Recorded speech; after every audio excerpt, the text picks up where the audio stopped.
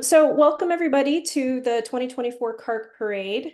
My name is Daphne McCanse. If I haven't met you, I head up communications and outreach for CaRCC. And it's great to see those of you who are new, as I said before, and thank you again if you're just joining to those of you who invited newcomers. We really appreciate all of our active CaRCC members. You're really the lifeblood of the organization and what keeps us going.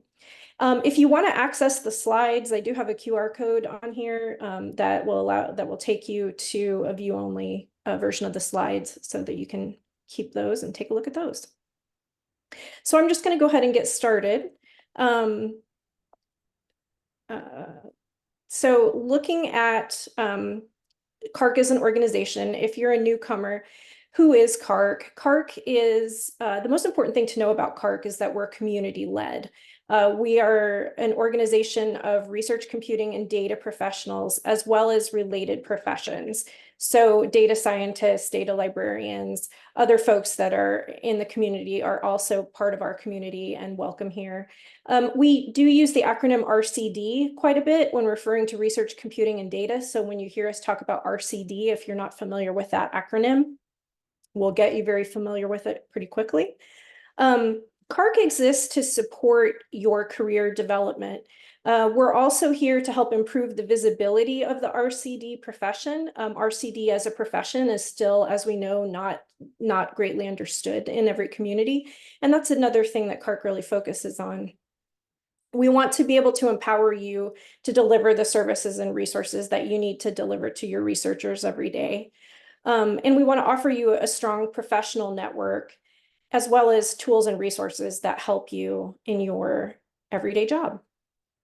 So I'm not going to go into a lot of detail about how CaRCC was founded, but we did start about 8 years ago. We were originally founded with support from a National Science Foundation grant under Principal Investigator Jim Bottom. We've had a total of 3 NSF awards and are currently supported by the RCD Nexus grant that's led by Dana Brunson. And the great thing about CaRCC is that we just keep growing. We're currently up to more than 1,500 people network members. We also have hundreds of active participants and volunteers from numerous organizations. If you want to take a look at who our sort of top individual volunteers are, you can go and check out our wall of thanks. And I really do want to continue saying thanks to those folks that show up. We have a really active volunteer base. And we would love for all of you newcomers to join us and become part of that. So why would you want to get more involved in CaRCC? Like I said, we will help expand your professional network. We also regularly on our list share career opportunities, job postings. We share information with each other, both in meetings and groups, but also just informally on lists. You can gain leadership experience if that's something that you're interested in doing. There's a lot of volunteer opportunities to be part of the leadership of CaRCC. And then you can also just help define and advocate for the future of the profession that you're part of. But more importantly than all this, I think we're all looking for ways to, make new friends, meet new colleagues, laugh, have a little fun with what we do. You can do that in CaRCC. You can meet people who are sharing the same problems and day-to-day struggles and challenges that you are, and, find friendships and humor. I've found CaRCC to be a really welcoming, really warm, welcoming group of people. And if you're wondering if you're welcome here, you are absolutely welcome. You're valued, you're needed here. We want you to join. We have a wide range of volunteer opportunities that include both one-time tasks as well as ongoing leadership roles. So if you're somebody that wants to have more of that leadership role, you can obviously step up and do that. Or if you're somebody that doesn't have a lot of extra time, but you really do just want to sort of dip your toe in the water, help out here and there, we also have those opportunities and we share those by the People Network. So I'm going to talk for just a second about how CaRCC is structured. So you'll hear us referring to the People Network, and we'll talk more about that here in just a moment. The People Network is CaRCC's main professional network. It also is divided into tracks that offer a year-round virtual conference that you can join based on what your interest and affinity is. They have monthly call topics, and those are also recorded to share on YouTube if you can't join the calls. We have interest in working groups that actually sort of dig in more and tend to do work and have deeper discussions on particular topics. And then we have operations groups, and those are the groups that kind of keep the lights on at CARC, that do things like talk about how CARC is structured, talk about governance, set up infrastructure that we use to keep CARC going every day. And in the middle of all these is the RCD Nexus, which is the CARC Resource and Career Center. It's the place that you'll find the tools and resources that CARC offers to help support you as an RCD professional. You're going to hear next from the leaders of a lot of these groups, and I'm going to hand it off next to Bob Freeman from Harvard Business School, who co-leads the People Network along with Lauren Michael from Internet 2. So Bob. Great, thanks, Daphne. I have to second Daphne's, a lot of what Daphne said. I really enjoy working with CARC. The people are great. Probably more fun meetings than work. So I'd really encourage you to dig in and participate. As Daphne actually had alluded to, CARC, the People Network is one of the early efforts of CARC. I thank you for bringing up as around 2015. I was figured it was mid-20 teens somewhere.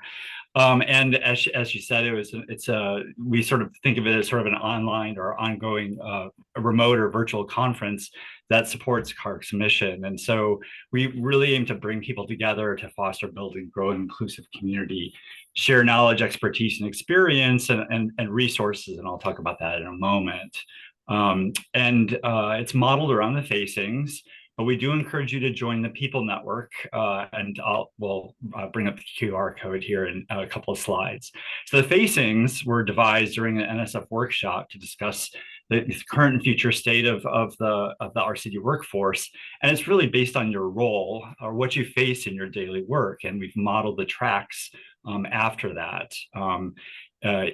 So each track has its own flavor, its cadence and success criteria, or what each group likes to really champion about itself, and they're very diverse in their flavor, which is wonderful. Sort of reflects community. So I'll step through each of those here. The data facing track. That's okay, Daphne, thanks. The data facing track actually has its call on the first Tuesday of each month. Amy and Deb are our co-coordinators for that, and there are some of the topics that they talk about. The next one that we have, and these are in order of occurrence in a month, on this first Wednesday of each month, we have the strategy and policy facing track. We thank Amit and Patrick for their leadership on that. The researcher facing track, one of the earliest tracks, sort of came out of the ACRF network. That meets on the second Thursdays of each month, and Tobin and Justin are currently the leaders for that track. Since that one's been around for a while, it's one of the more popular ones. That's sort of what we think about as the standard research computing facilitation, but we now like to think of research facilitation in all of those facings. For the emerging centers track, it's on the third Monday of each month. That's the steering committee. Sorry, it's the third Wednesdays of each month. And Jane and Rich lead that. One of the special things about emerging centers is they actually have downloadable materials. So if not an emerging center, an emerging program, if you're developing new parts to your RCD center, you can look to their website for some of the materials there. And then finally, our last track in the month is third Thursdays of the month is a systems facing track, and Brian and Matthew are the leaders for that one. So each of these are all community run. The call content varies widely, can do presentations, panels, demonstrations. We really encourage you to get involved with the People Network. Have a couple of different ways here. You can join the People Network mailing list using this QR code. You can join or participate in the calls, help organize a community call, or even better, join a track steering committee. We really do appreciate fresh eyes, new and different perspectives, and experienced persons, and that really sort of enriches us all as a community. And for those of you that are involved in other RCD organizations, I'd like to invite you to consider partnering with CARC and the different tracks and the people in that work to really sort of build bridges across all of the groups. So a big thank you to all the track coordinators and the steering committee members for all their efforts. I'm going to pass the baton now to Dana Brunson from Internet2, who's our principal investigator on the RCD Nexus project. Thanks, Bob. So yeah, I'm Dana. Hi, everybody. So RCD Nexus, as Daphne mentioned earlier, is the CaRC Resource and Career Center. And what this is it's supported by a National Science Foundation grant we got a few years ago. And it aims to have tools, practices, and professional development resources to support both the individuals, like those in the People Network, and the institutions where they work. So in following me, you're going to hear a lot more about the various activities of CaRC that Nexus support, including the capabilities model, an RCD professional staffing survey that I hope all of you participated in a few years ago, the job family framework, career arcs, and then the new staff and student work groups that you'll hear very quickly. The thing I want you to think about, though, is if you're going to PERC, which I hope you can, please stay tuned and plan to come a day early to come to our annual RCD Nexus Day event. We'll try to have funding available to support some folks to come. And I think next I'm going to turn it over to hear more about the CaRC interest in working groups to Tim Middlecoop from Internet2, who is co-chair of the staff interest group with Claire Mizumoto. Yeah, thank you, Dana. Yes, I'm Tim Middlecoop, and I'm co-chair of the Research Computing and Data Staff Workforce Development Interest Group. This group is made up of professionals, pre-professional students interested in workforce development. This includes managers and supervisors that have professionals and students on their team, as well as RCD staff that are interested in the area of workforce development. Calls on specific topics have been previously included: onboarding, mentoring, working with students, among others. Many of the calls have led to PERC papers or spawned new working groups, such as the RCD mentoring working group. Next slide, please. The calls are a mixture of discussion, idea generation, and result refinement. On our next call, we'll be discussing RCD workforce development topics that are on your hot list to help direct future calls and to inform the next RCD Nexus Day at PERC. Speaking of PERC, some of us are taking the results of the onboarding checklist worked on during the last Nexus Day and the subsequent discussions we had during the interest group calls and writing a paper. If this is something you're interested in doing, come join us. And next slide, please. We meet on the second Tuesday of every month at 11 Pacific, noon Mountain, 1 Central, and 2 Eastern time. We share the time with the Student Workforce Development Interest Group and sometimes combining topics. So watch the People Network list for announcements. To join the list, please visit CaRC and navigate to the staff workforce development page, or click or point your phone at the QR code. If you have any questions, please do not hesitate to reach out to Claire or myself. Up next, we have Brian Haremore from the University of Utah, who is co-chair of the Student Workforce Interest Group, along with Betsy Hillary from Purdue University. I'd like to also thank or acknowledge Anita for her past leadership in this group as well. Brian? I can jump in. Okay, thank you, Betsy. Hey everyone, it's Betsy Hillary. I co-lead with Brian and Anita, as Tim had said. So we are part of the Student Workforce Interest Group, and we're really a collaboration with the staff and the mentoring group, which we'll talk about a little bit later. But who we are and what we're trying to accomplish, this is for anyone in the RCD staff, faculty, administration, any of the facings that want to think about student workforce development. And we're really focused on the student as the center part of this topic. Things we've discussed are motivations for students programs. So why have a student program? How do you fund it? What's the success metrics on campus? How do you sell it? We had a great panel in October where students have talked about becoming student to full-time practitioners. So we've done things like that. And we participate pretty heavily in the Nexus Day. Daphne, if you want to go to the next screen, thank you. So goals for this upcoming year, we want to really start to grow awareness and participation in the community and get a lot more artifacts out for people, like successful hiring practices, examples of how to do, again, the funding, maybe training requirements for how to be a good, how do students get trained, and then identify other possible collaborations. So again, we don't want to reinvent the wheel. I think Daphne said we're really a community of communities. So we're looking to do things that can help other communities and other collaborations. And then we really want to drive topics for you. What are the student workforce interest groups needs of this community, and how does our team help facilitate that? Next slide. And then finally, when do we meet? We are like Tim said, we are the opposite of the student and staff. So we meet the second Tuesday of every month, combined meetings with the student and staff interest group. And then we are focused usually every other month. Well, we'll probably do February and March. Stay tuned. We will have the call doc and the information out. You have our contact information there. But again, and more importantly, if you have any questions, want to help join the team, reach out to me or Brian, because we're here and we're available to help. Next up is Deb McCaffrey from Arizona State University. Deb, do you want to take over? Sure. Hello, everyone. Deb McCaffrey. I'm one of the chairs of the HIPAA Challenges group. This is kind of an organic thing. It was a few people who were just talking about how hard it is to support researchers with PHI. And from that conversation, we realized there was something more there. And we have finally figured out what that more is, which is very exciting. We've been talking about like specific challenges and with working with PHI. And so we're going to turn that into kind of like a white paper / petition type thing. And try to present this to policymakers. So very lofty, but also very exciting. So next slide.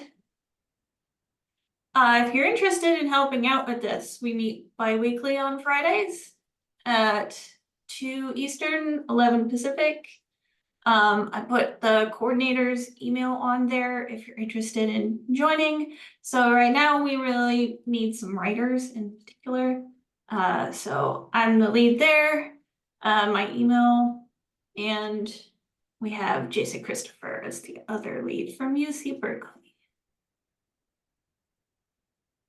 Cool. And now I'll hand it over to Scotty Stretchen from Nevada System of Higher Education to talk about the EBSCOR group. Okay, thanks. Daphne, can you hear me okay? All right, thank you. Yeah, Scotty Strachan.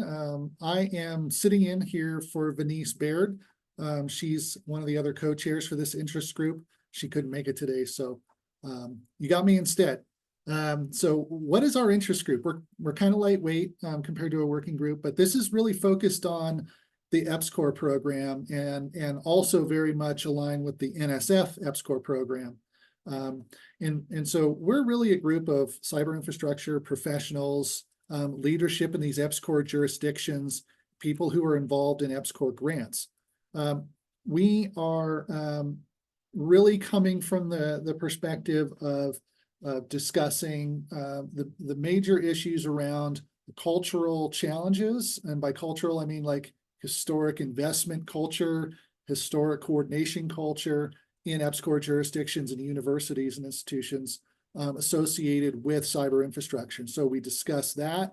We're also forging ahead on what are some of the high level messaging items that we need to get back into both the academic leadership on the edge side or the user side, as well as the NSF funding and program direction side. And we're also all about connecting people, just like the rest of CaRRC, sharing practices, creating opportunities for people to work together. Next slide, please. And what we're doing in 2024 is really, we're focusing on building up this EBSCOR CI Council, which is going to be a new organization with a CI representative from each EBSCOR state or territory. I should say that there are like 28, I believe, right now, EBSCOR eligible states and territories. So That's when we say jurisdiction, that's EPSCoR lingo for those locations.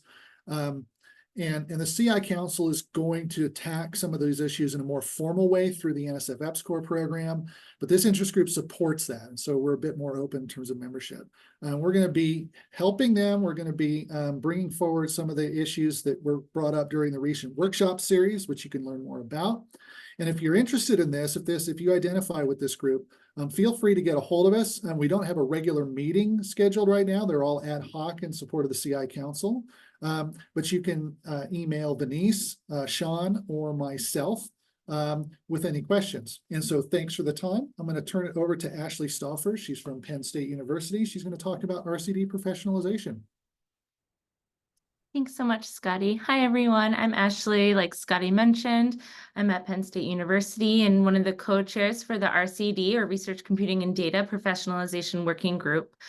Who we are really RCD professionals, both at the individual contributor and manager leadership level, that are interested in more effectively communicating what research, computing, and data professionals do to HR professionals and also executive leaders within higher education.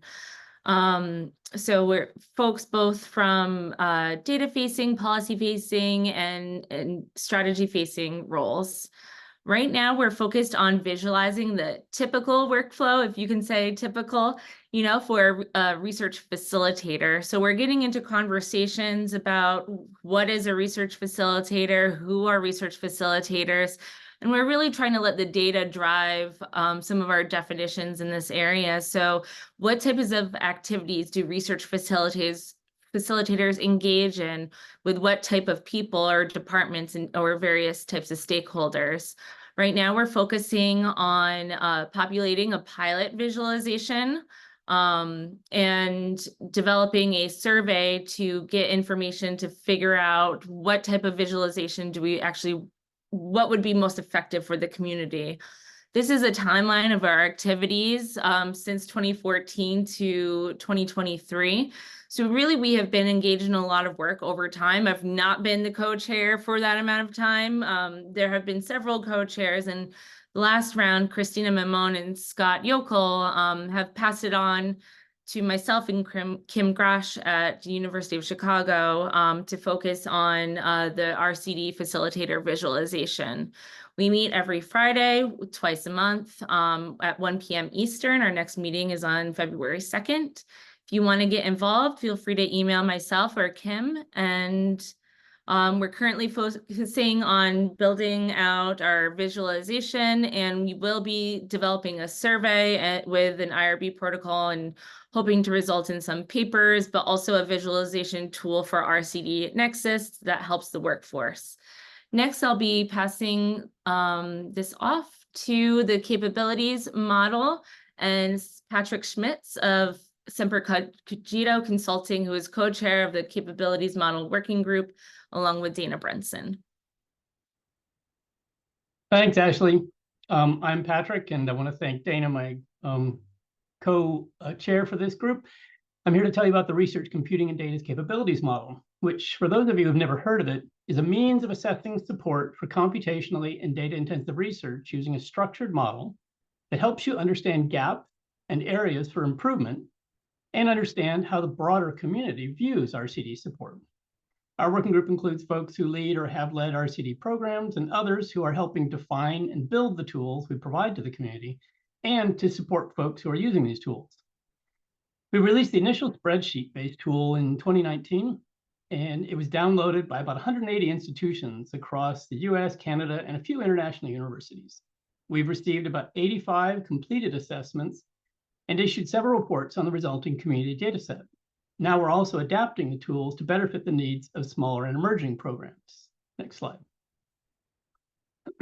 At the end of last year, we released our 2.0 version of the assessment tool, implemented as a web application on the RCD Nexus portal. And this provides a nicer user experience and is integrated with the database that collects the community data set.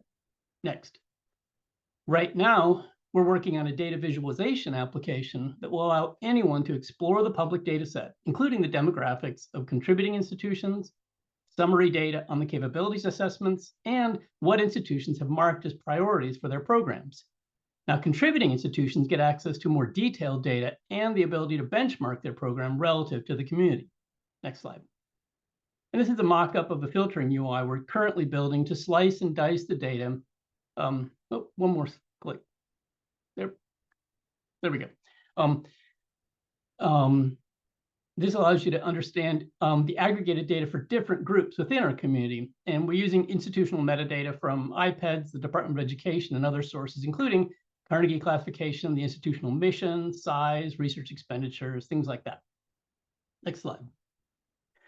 So we meet every Wednesday, although we alternate topics between the main group and the focus tools group, which I mentioned is looking at emerging and new and smaller programs.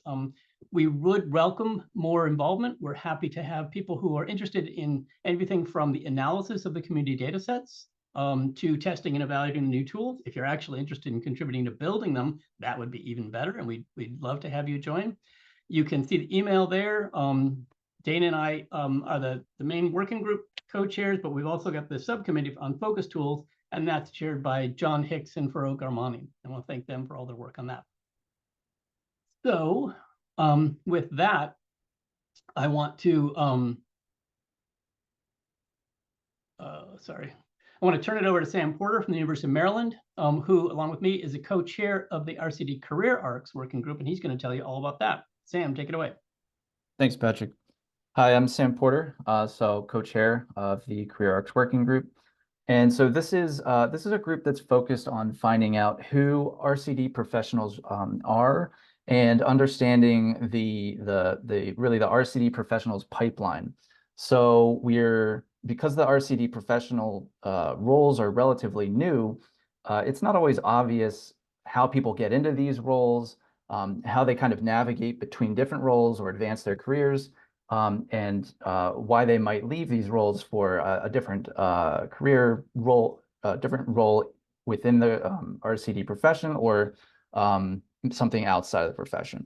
So we're looking at the factors that have influenced their decisions over their career and the factors that are going to influence them, and then measuring these across the cohort. So to that end, we're really conducting human subject research. We're conducting surveys, we're doing interviews, and then really trying to dig into the factors and the experiences that we learn about in those interviews. So we meet every other Thursday at 3 p.m. Eastern and noon Pacific. And so there's different ways you can get involved. You can volunteer to possibly be interviewed. We're looking for folks in all parts of their career, whether you're new to RCD or you've been in for a while.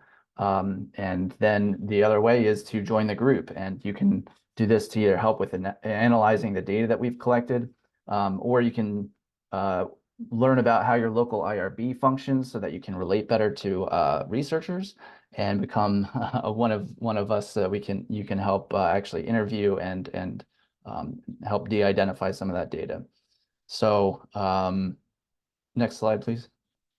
Yeah, so for the coming year, we're hoping to do some additional sharing and publishing of our work. I think 2 years ago now, PERC 22, this group produced a full paper that won Best Paper. So we're looking to get some more work out this year. We're really looking at developing the stories, the archetypes, the personas that we observe in the interviews, possibly creating some sort of visual RCD career maps that perhaps provide guidance for people new or in the RCD roles.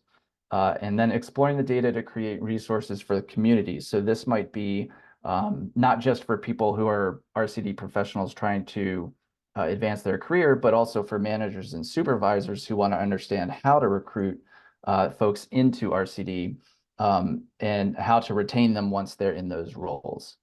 So with that, I am going to introduce Betsy Hillary from Purdue University for RCD Mentoring Working Group. Hey everyone, I'm back. This was not planned, obviously. Welcome everyone again.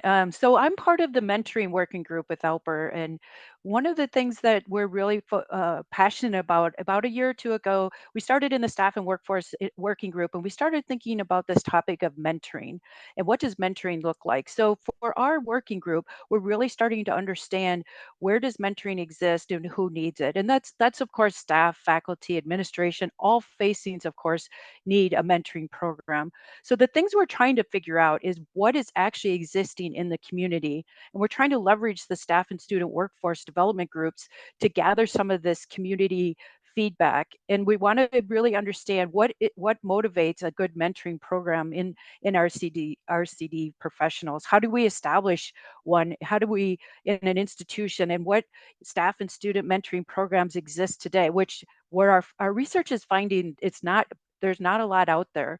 And so we're trying to collect some mentoring resources to help share for the community. Next slide, Daphne. Some of the major things that we're going to be doing this next year is really trying to grow again the awareness in the community, get more involvement, because right now we're a really small group. We want to identify collaborations that exist in our broader community. For example, like EduCause has an amazing mentoring program. How do we utilize programs like that rather than reinventing? And we want to be able to publish artifacts of like, how do you mentor? What does mentoring mean? And again, looking at the community, trying to drive topics based on what the community needs are. And then we're exploring creating a mentorship program within the CARC community. Next slides. So we are not really meeting as a community yet. We are still involving the student staff leaders, and we're also a couple people from CASC. And so if you want to get involved, we would love to have you involved. You can reach out to us through this work email list, or you can contact me or Alper directly. Again, we're here to help serve the community. And then next up, I get the luxury and pleasure of introducing Tom Cheatham from the University of Utah. Tom is the lead of the CARC Chairs Leadership Group, and he will talk about CARC Chairs in the Advisory Committee. Thank you for your time. Thank you, Betsy. And thanks everybody for coming and listening. We didn't really say how you can form these interest groups or working groups. Interest groups are lighter. Working groups have a charter, a timeline, and a deliverable typically. And anybody can form these. You may have noticed we have co-chairs for most of the committees, 2 or sometimes 3. That helps things move along, because you can't ignore your co-chair, and so the co-chairs work together and get stuff done. So I was the interim chair of CARC in the very beginning. I got elected chair. My term expired a long time ago, so I've been acting chair.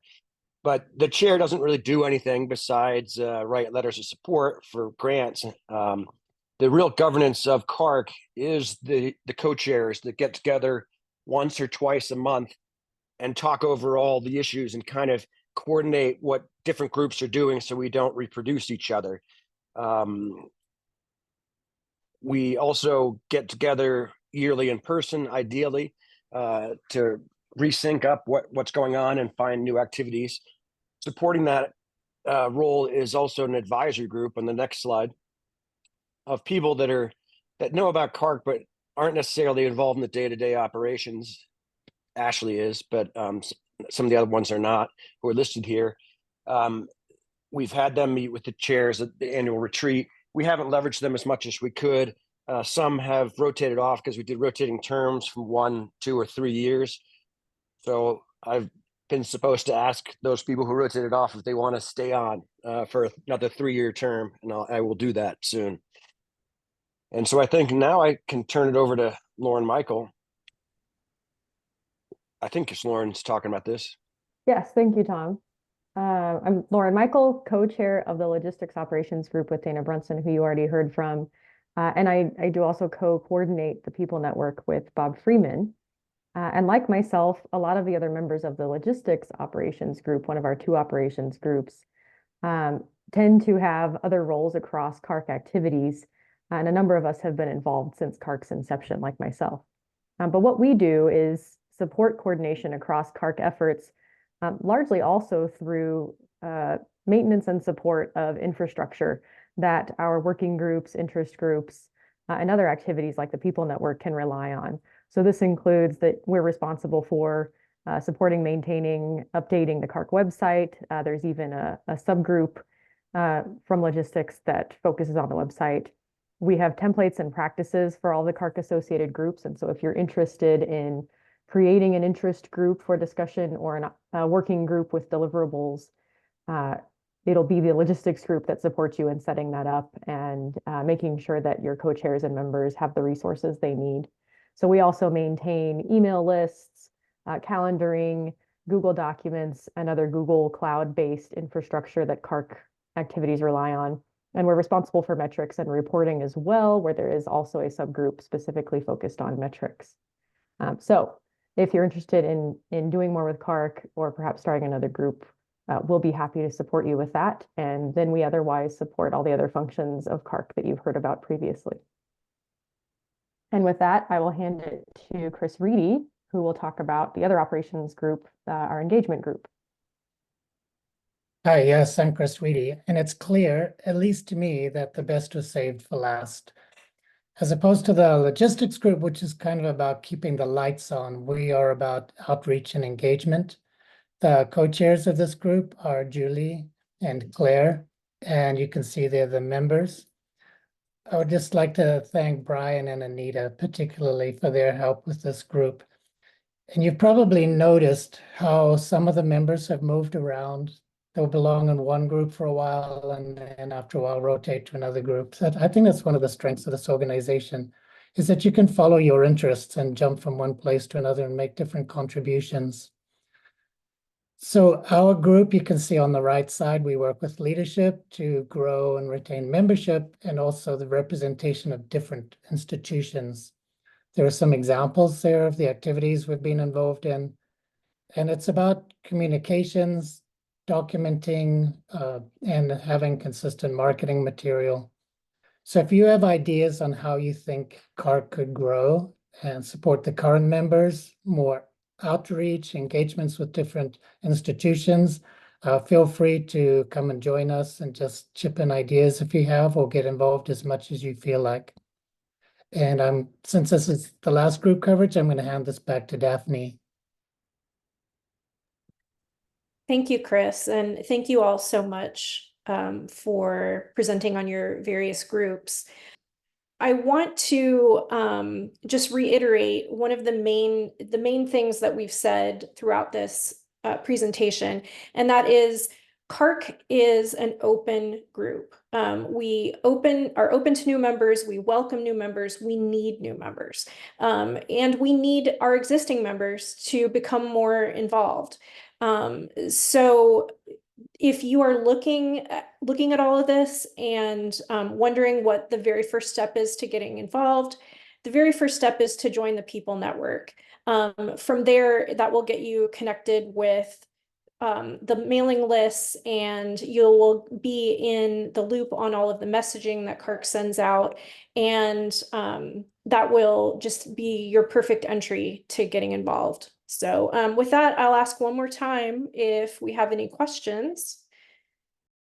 Okay, and I guess if we don't have any questions, I will call it. We did this in about 45 minutes, so record time. Thanks everybody for staying on time and for all your hard work on this presentation. I really appreciate it. Thank you, Daphne. Thanks, everybody. Thanks, for coming. Daphne. Great Thank job. you. Thank you.